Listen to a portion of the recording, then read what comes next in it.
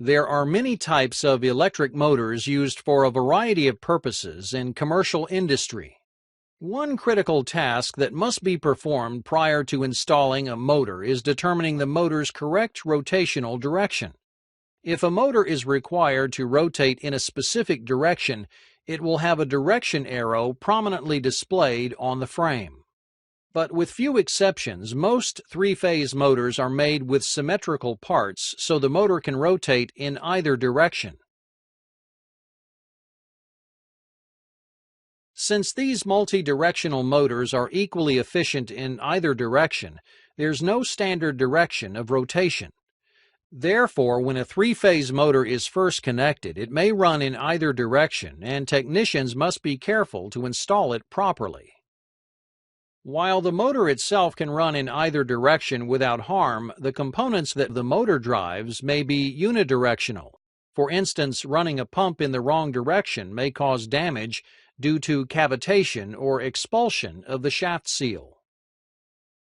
If the motor's rotation is incorrect for the required application, it can be reversed by simply interchanging the connections to any two of the three power wires.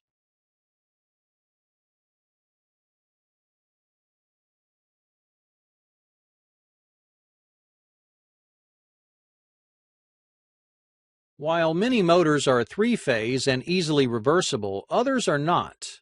For non-reversible motors, you must be very careful to check and double-check that the correct rotation is specified.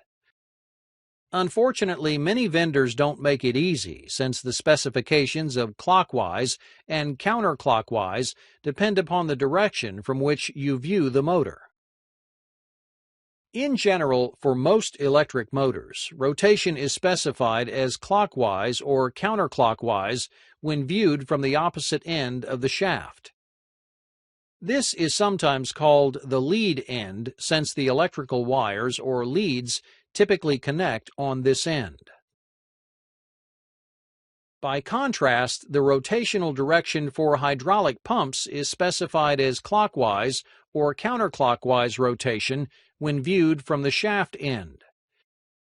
Manufacturers use different descriptions to label both motors and pumps. Some standard labeling conventions are shown here. If a motor or pump is not labeled on the frame, consult the manufacturer for specifications.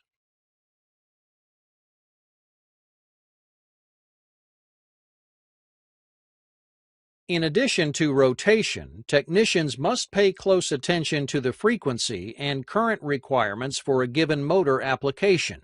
Frequency and current can be related by two primary equations. The first relates the frequency to inductive reactance, sometimes called the resistance. The second relates the current to the same inductive reactance. By combining the two equations, we can see that frequency and current are inversely proportional. As the frequency decreases, current will increase. Motors are frequency sensitive, which means that frequency changes can cause speed changes within the motor. If frequency decreases significantly, the motor may experience a large increase in current, which can cause motor components to overheat.